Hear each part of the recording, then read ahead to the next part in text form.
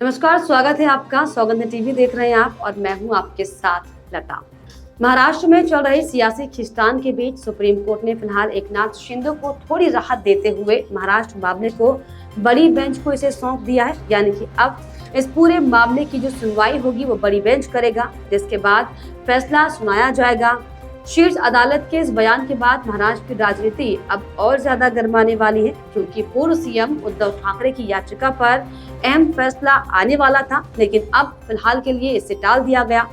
आपको बता दें कि पिछले साल शिवसेना में 2 फाड़ हो गई थी। दाहिने हाथ कहे जाने वाले एकनाथ शिंदे ने उद्धव ठाकरे से बगावत करते हुए अपने समर्थकों के साथ शिवसेना पर धावा बोल दिया था, जिसके बाद शिंदे ने महाविकास अघाड़ी को चुनौती देते हुए भाजपा से मिलकर महाराष्ट्र की सरकार की बागडोर अपने हाथों में ले ली थी। और इस पूरे घटनाक्रम पर जबरदस्त तरीके से हमने राजनीति देखी।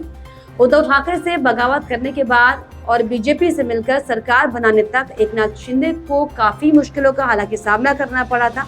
और इस पूरे मामले को देखते हुए उद्धव ठाकरे ने सुप्रीम कोर्ट में याचिका लगाई थी और एकनाथ शिंदे की ओर से दाखिल की गई बगावत को दरअसल चैलेंज किया था, जिस पर तमाम सुनवाई होने के बाद अब शीर्ष अदालत से फैसले का सभी को आज इंतजार था। लेकिन अब इस पूरे मामले को सुप्रीम कोर्ट ने बड़े बेंच के सामने भेजने का फैसला किया है। ठाकरे की ओर से शीर्ष अदालत ये भी गुहार लगाई गई है कि शिंदे के साथ जो भी विधायक गए हुए हैं उनकी सदस्यता रद्द की जाए।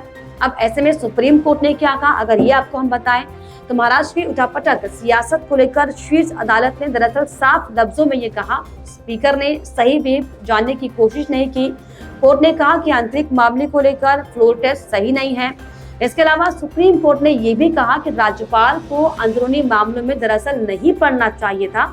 आपको दरअसल बताएं कि शिंदे के बगावत के बाद महाराष्ट्र के राज्यपाल रहे भगत सिंह कोश्यारी ने एकनाथ शिंदे को सरकार बनाने का न्योता दिया था, जिस पर शीर्ष अदालत ने सवाल खड़ा किया।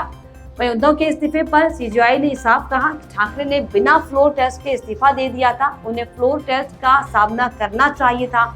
संविधान पीठ ने मामले को बड़ी बेंच के पास भेजते हुए तीखी टिप्पणी साफ तौर पर की और कोर्ट ने ये कहा, स्पीकर को 2 गुट बनने की जानकारी थी। भरत गोगावले को चीफ व्हिप बनाने को स्पीकर का फैसला गलत था। स्पीकर को जांच कर ये फैसला लेना चाहिए था। स्पीकर को सिर्फ पार्टी व्हिप को मान्यता देनी चाहिए थी। उन्होंने सही व्हिप को जानने की कोशिश नहीं की। कोर्ट ने साफ तौर पर यह भी कहा है कि आंतरिक मतभेदों का हल फ्लोर टेस्ट से संभव नहीं था। फ्लोर टेस्ट कराने से पहले गवर्नर को सलाह लेनी चाहिए थी। पार्टी के कला में राज्यपाल को दखल नहीं देना चाहिए था। असली पार्टी का दावा सही नहीं है।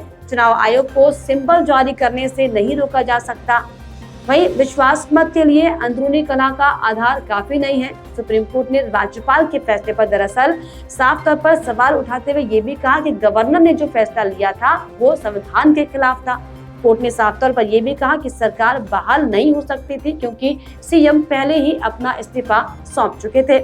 उद्धव ठाकरे अगर इस्तीफा नहीं दिए होते तो थोड़ी राहत मिल सकती थी, लेकिन स्वेच्छा से दिए गए इस्तीफे को कोर्ट निरस्त नहीं कर सकता। अब आपको ये भी समझाते हैं कि दरअसल कोर्ट के सामने ये पूरा मसला क्या है, पूरा मुद्दा क्या है। दरअसल सुप्रीम कोर्ट के सामने जो मुद्दे हैं उनमें एक सबसे अहम राज्यपाल कोश्यारी के उद्धव ठाकरे को फ्लोर टेस्ट का सामना करने के लिए दिए गए आदेश की वैधता पर है।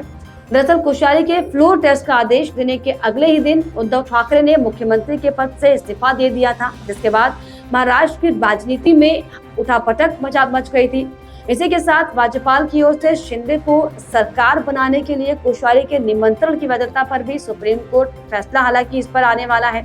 इसमें अब ये देखा जाएगा कि क्या कोश्यारी के पास शिंदे को सरकार बनाने के लिए निमंत्रण देने का अधिकार था, खासतौर पर जब शिंदे गुट के विधायकों के खिलाफ दल बदल विरोधी कानून के तहत अयोग्यता की कार्रवाई तत्कालीन डिप्टी स्पीकर के सामने लंबित थी।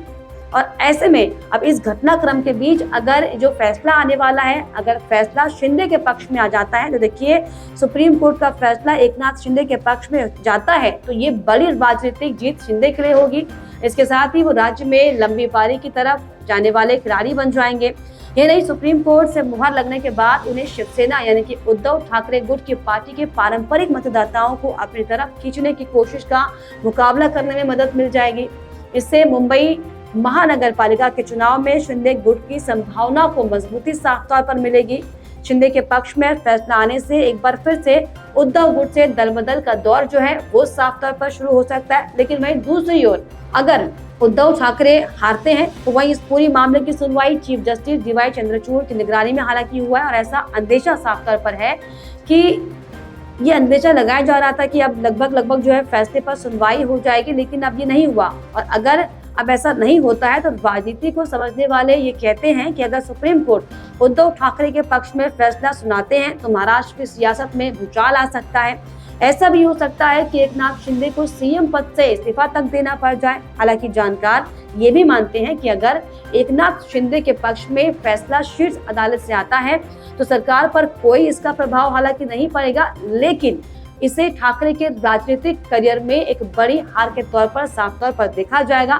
तो लगातार जिस तरीके से पिछले साल से जो लगातार ये घटनाक्रम महाराष्ट्र की सियासत में चल रहा है, ऐसे में हालांकि सबकी निगाहें इस पर कई दिनों से टिकी हुई थी कि अब जो शिंदे गुट को लेकर, उद्धव गुट को लेकर जो रसाकसी लगातार प्रदेश में बनी हुई है, आखिर इसको लेकर क्या फैसला आएगा। लेकिन फिलहाल के लिए सुप्रीम कोर्ट ने एकनाथ शिंदे यानी कि महाराष्ट्र के मुख्यमंत्री एकनाथ शिंदे को हालांकि थोड़ी सी राहत दी है, क्योंकि फिलहाल इस पर फैसला जो आना था वो नहीं आ पाया और अब बड़ी बेंच को फैसला सौंप दिया गया। और ऐसे में अब ये देखने वाली बात होगी साफ तौर पर कि जो 16 विधायकों की आयोग उन्हें ठहराने के मामले को लेकर जो लगातार जो माथापच्ची चल रही है, जो राजनीतिक गलियारों में हलचल चल रही है, इस पर क्या कुछ फैसला बड़ी बेंच सुनाती है। लेकिन क्या इस पर आपकी राय है? क्या आपको लगता है कि महाराष्ट्र में एकनाथ शिंदे की जो सरकार चल रही है इसका पतन होने वाला है?